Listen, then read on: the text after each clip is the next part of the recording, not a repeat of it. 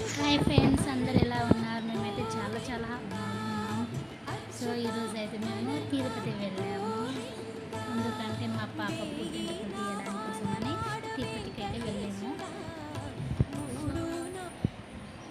పాపకు తన మేనమామ 5 కత్తెరలు అయితే ఇచ్చేసిండు. తర్వాత గుండు చేపించేసినాము.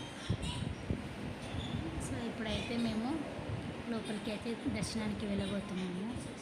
సో వెళ్ళి వచ్చాము. దర్శనం చాలా చాలా బాగా అయింది.